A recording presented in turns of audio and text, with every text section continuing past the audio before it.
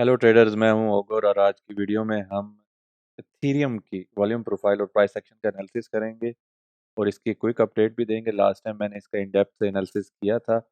अगर आप इस वीडियो के लिए तैयार हैं तो बगैर किसी वक्त के शुरू करते हैं इस वीडियो को। अगर इसके मीडियम या लोकल टाइम फ्रेम की बात की जाए तो जिस तरह से हम 1500 जो इसकी रेंज थी, यहाँ से जब हम ऊपर की तरफ आए तो यहाँ पे हमने तकरीबन 23 अक्टूबर को एक न्यू रेंज बिल्ड की जिसके अंदर हमें प्राइस एक्शन स्लो देखने को मिली, इक्वल हाई इक्वल लोज देखने को मिले और उसके अलावा यहाँ पे हमें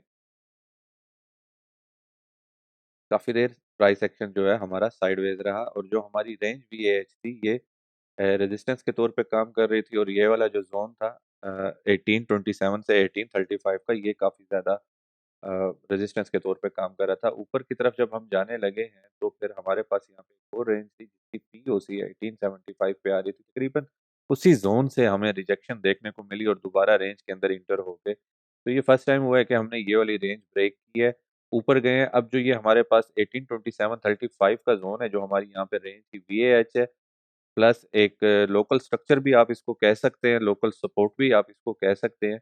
तो ये वाली जो सपोर्ट जोन है ये बहुत इंपॉर्टेंट है। अगर हमें इस रेंज की POC से रिजेक्शन देखने को मिलती है, ये रेंज की POC नहीं, मेरे ख्याल से 0.5 का लेवल है, नहीं नहीं ये रेंज की ही तो सॉरी मैं भूल गया था, इस रेंज की POC है जो कि हमारी जून से लेके अगस्त तक थी। जो जून से लेके अगस्त तक हमने ये वाली रेंज बिल्ड की थी, इसकी POC है जो कि अभी अच्छा खासा सपोर्ट कर रही है। तो अगर हमें ये यहाँ से देखने को मिलती है कि रिजेक्शन मिलती है, ये हमें सपोर्ट नहीं कर पाती, जो रेंज की POC है ये फेल हो जाती है सपोर्ट करने में, प्राइस इसको तोड़ लेती है, तो फिर जो सबसे पहला हमारा एरिया ऑफ इंटरेस्ट होगा वो 1827 और 1835 होगा।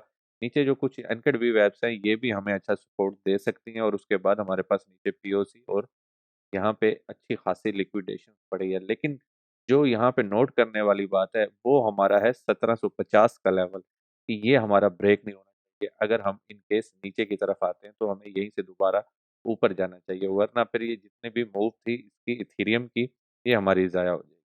और अगर ऊपर की बात करें हम, ऊपर जो हमारे पास इम्पोर्टेंट जोन है वो सबसे पहले 2000 से लेके 2028 तक का है।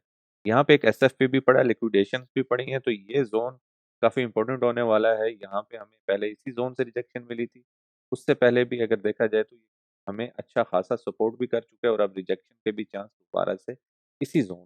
अगर हम ऊपर की बात करें तो हमारे पास 2004 से लेके 2028 का जो एरिया है ये एक अच्छा स्ट्रॉन्ग रेजिस्टेंस जोन के तौर पे हम इसको देख सकते हैं। लेकिन अगर इसको ब्रेक करना है तो प्राइस को इसी तरह की मूव दिखानी होगी जिस तरह से यहाँ पे ये एक इम्पल्सिव मूव आई थी और जो ये हमारा यहाँ पे रेजिस्टेंस जोन बना हुआ था 1700 का, उसको पुश किया था, ब्रेक किया था, जबरदस्ती ब्रेक किया था। यानी कि इस तरह की हमारी एक मूव चाहिए अगर इस एरिया को ब्रेक करना है। तो फिर उसके बाद हमारे पास नेक्स्ट जो इम्पोर्टेंट जोन आएगा वो आएगा 2087 और 2138 का। इसका एक SFP यहाँ पे पड़ा है, प्लस हमारी जो ये रिट्रेसमेंट की फिबोनाची है इसकी जो एक्सटेंशन आ रही है वो भी 2125 पे आ रही है। इस जोन में SFP भी है, प्लस यहाँ पे 2086 का जो एरिया है और इसका जो मिड है 2113, ये एक अच्छा जोन इथीरियम के लिए रेजिस्टेंस का बन सकता है। उससे पहले ये वाला जोन है। तो इन चीज़ों को आप जहन में रखें, ये मैंने पहले नहीं बताई, पहले जो मैंने आपको प्रोफाइल बताई है बड़े टाइम फ्रेम पे अगर देखें तो ये वाली जो हमारी रेंज थी उसकी जो POC थी वो अच्छी खासी हमारी रेजिस्टेंस बनी हुई थी 1885 के पास, और जो इसका रेंज VAL था, वैल्यू एरिया लो था, वो हमारा सपोर्ट जोन बना हुआ था। अब फर्स्ट टाइम ऐसा हुआ है कि हमने इसको फ्लिप किया और POC को सपोर्ट के तौर पे बनाया। तो अगला हमारा एक तो ये 1927 का हो गया और जो मैंने आपको ये वाला जोन बताया था, ये वाला जोन। तो ये दो जोन्स हैं जो हमारे इंपॉर्टेंट जोन्स हैं, यानी कि ये एक 2000 वाला और एक 21 वाला। तो अगर हम इस POC से निकलते हैं दोबारा की तरफ तो इसको तोड़ने के लिए हमें बड़ी कैंडल चाहिए और फिर यहाँ पे आके हमारी मेजर मेजर रेजिस्टेंस जोन बनेगी। इसके अलावा अगर बात की जाए एनकेड वीवैप्स की, तो एनकेड वीवैप्स के अंदर जो हमारी 2007 पे एक आ रही है एनकेड वीवैप, अगर मैं इसको आपको दिखाऊं जूम आउट करके, ये हमारी ATH से आ रही है। इसने इसको कभी भी फ्लिप नहीं किया, यानी कि जब भी इसके पास आई प्राइस हमें रिजेक्शन ही देखने को, यहाँ पे भी रिजेक्शन देखने को मिली, यहाँ पे भी रिजेक्शन, यहाँ पे भी रिजेक्शन। तो इससे ऊपर हम स्टे नहीं कर सके, इससे ऊपर हम स्ट्रक्चर नहीं बना सके। तो ये हाई सेलिंग जोन भी बन गया हमारा, प्लस ये सबसे इम्पोर्टेंट हमारी रेजिस्टेंस बन गई ये वाली एनकेड वीवेव जो हमने इसकी एटीएच से ली हुई है।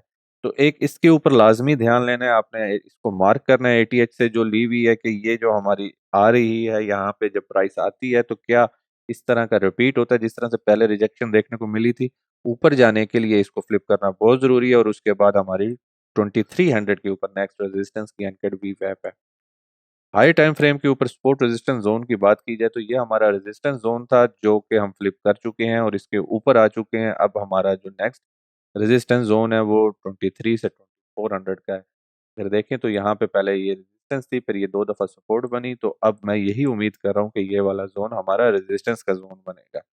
अगर डेली के इसके ऊपर बात की जाए तो डेली का जो हमारा एक डाउन ट्रेंड का एक चैनल चल रहा था, अ, एक डिसेंडिंग चैनल चल रहा था नीचे की तरफ, तो हमें एग्जैक्टली इसी चैनल के जो ट्रेंड लाइन, अपर ट्रेंड लाइन है, वहां से रिजेक्शन देखने को मिल रही है। प्लस यहाँ पे हमारी कुछ डेली की रेजिस्टेंस भी पड़ी हुई थी, यानी कि डेली की। तो अगर यहाँ से रिजेक्शन देखने को मिलती है तो सबसे पहले डेली टाइम फ्रेम पे हमने 1743 का एरिया देखना है कि क्या ये हमारा दोबारा सपोर्ट करता है और हम इसको कामयाब कर पाते हैं। नेक्स्ट जो हमारा 2141 का जो हमारा रेजिस्टेंस है, या फिर ये वाली जो दो लिक्विडिटीज पड़ी हैं इसको उठाने में। जी, अगर ऑर्डर ब्लॉक की बात करें, ये दो तो हमारे यूज हो चुके हैं। 19-20 पे एक 4 आवर का ऑर्डर ब्लॉक है, फिर उसके बाद 1997 के ऊपर हमारा ऑर्डर ब्लॉक है, और 2088 के ऊपर ऑर्डर ब्लॉक है। लेकिन एक ऑर्डर ब्लॉक हमारा इस जोन में भी मौजूद है जो कि 2054 से स्टार्ट हो रहा है।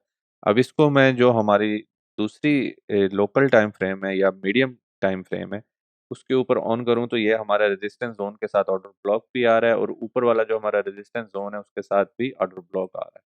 तो ये हमारा एक कन्फ्लुएंस है, जितनी ज़्यादा चीज़ें जहाँ पे आ रही होंगी उतनी ज़्यादा बेहतर होती है हमें ट्रेड लेने के लिए। तो एसएफपी ऑर्डर ब्लॉक्स, ये अभी तक की इथीरियम की अपडेट थी। उम्मीद करता हूँ आपको ये वीडियो हेल्पफुल या इन्फॉर्मेटिव लगी होगी। अगर लगी है तो इस वीडियो को लाइक करें, दोस्तों के साथ शेयर करें। अगर आप लेटेस्ट ट्रेंड एनालिसिस और अपडेट लेना चाहते हैं तो चैनल को लाजमी सब्सक्राइब करें। आपके पास कोई सवालात या सजेशन हो तो लाजमी इनको कमेंट में बताएं। आज की वीडियो में शामिल होने का बहुत शुक्रिया। मिलते हैं अगली वीडियो में। Happy trading.